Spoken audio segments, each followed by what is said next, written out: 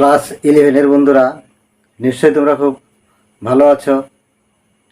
তো আজকে তোমাদের জন্য আবার একটি অত্যন্ত গুরুত্বপূর্ণ ক্লাস নিয়ে আসলাম, যেটি তোমাদের ফাইনাল পরীক্ষায় এখান থেকে অনেক প্রশ্ন এসে থাকে এবং ইতিমধ্যে তোমরা ক্লাসেও এই সমস্ত প্রশ্নই স্যাররা বলেছে যে অত্যন্ত গুরুত্বপূর্ণ।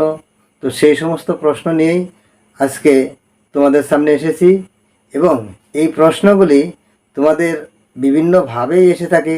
এক কথায় উত্তর কিংবা 3-4টি অপশান থাকবে, সেখান থেকে খুঁজে বের করতে হবে সঠিক উত্তর, কিংবা শূন্যস্থান পূরণ, ডান দিক বাঁ দিক মিলানো, বিভিন্নভাবে এসে থাকে। এছাড়া বিভিন্ন রকম প্রতিযোগিতামূলক পরীক্ষাতেও এই প্রশ্নগুলি এসে থাকে। যারা সরকারের যে কোনো চাকরি পরীক্ষায় বসবে তাদের জন্য এই প্রশ্নগুলি কমন। তো স্পেশালি ক্লাস 11-এর জন্য আজকে ইতিহাসের ক্লাস, অত্যন্ত কমন প্রশ্ন, যেগুলি আজকে তোমাদের এই ক্লাসেই আলোচনা হবে।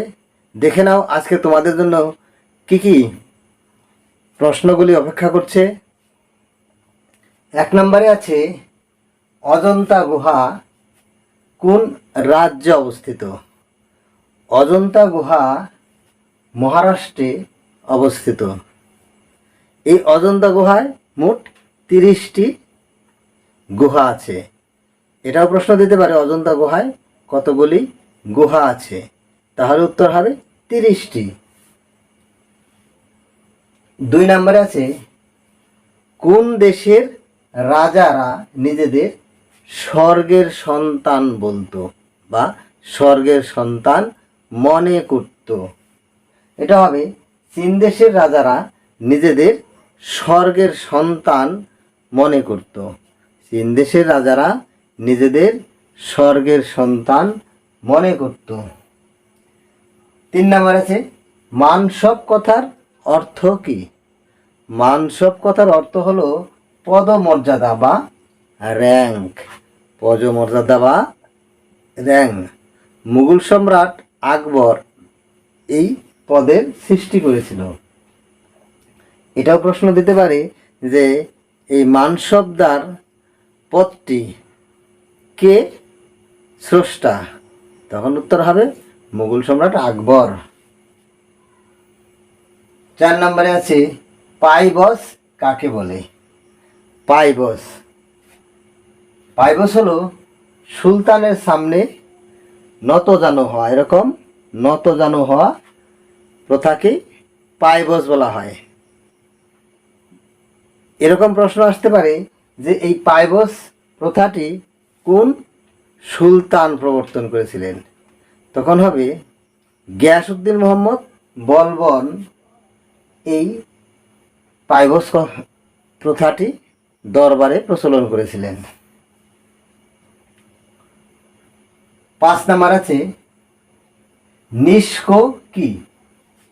নিষ্ক হলো বৈদিক যুগের এক প্রকার কর।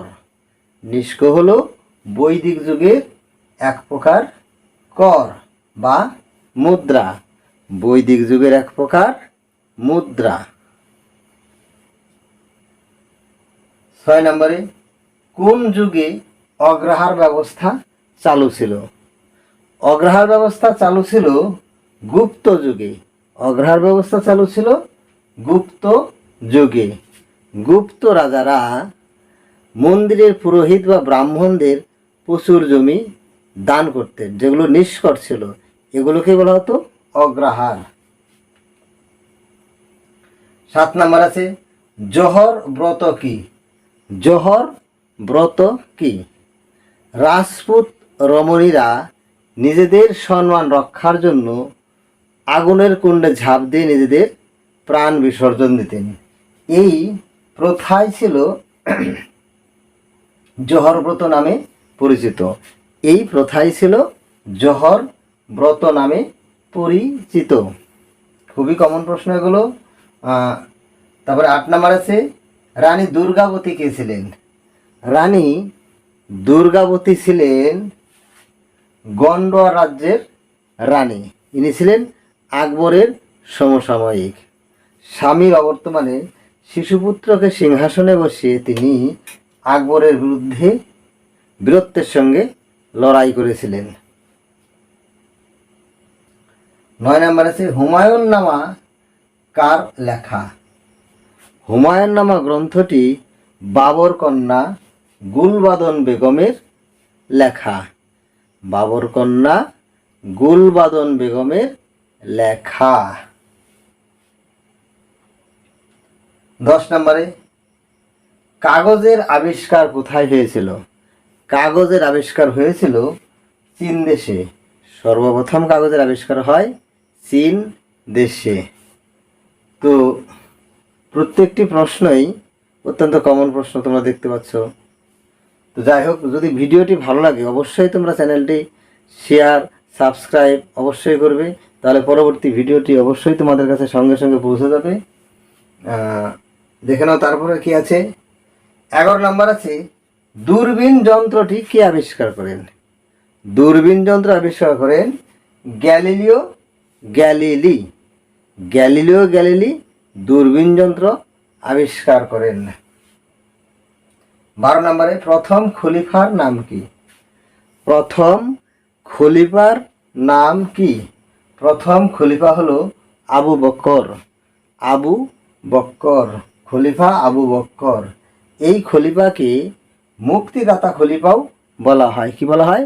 মুক্তিদাতা খলিফা। এটি প্রশ্ন আসতে পারে, অনেক সময় আসে, কোন খলিফাকে মুক্তিদাতা খলিফা বলা হয়? তাহলে প্রথম খলিফা আবু বকরকে মুক্তিদাতা খলিফা বলা হয়।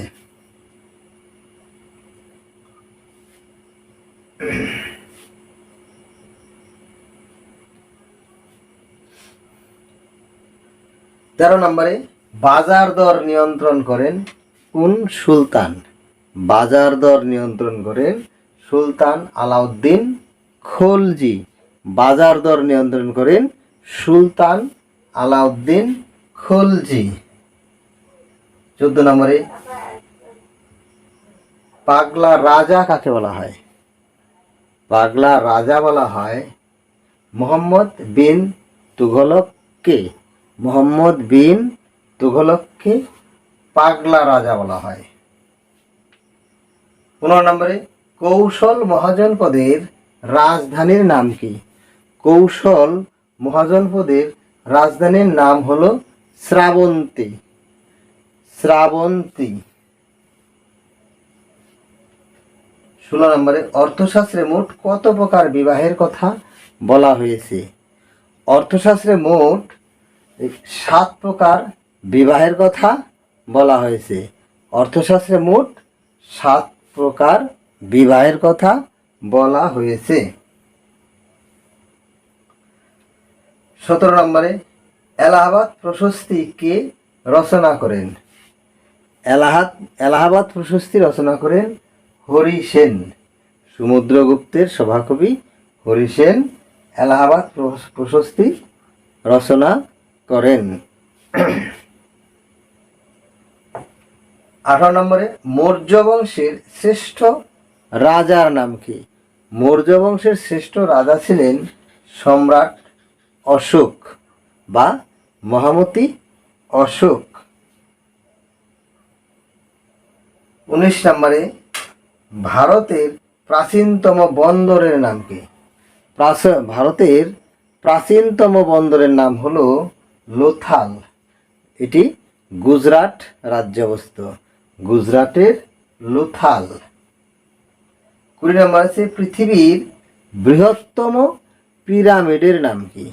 পৃথিবীর বৃহত্তম পিরামিড হলো খুপুর পিরামিড। খুপুর পিরামিড হলো পৃথিবীর বৃহত্তম পিরামিড।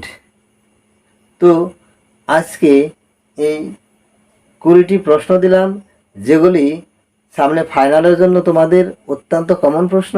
তোমরা এগুলি অবশ্যই পড়ে নেবে এবং পারলে লিখেও নেবে।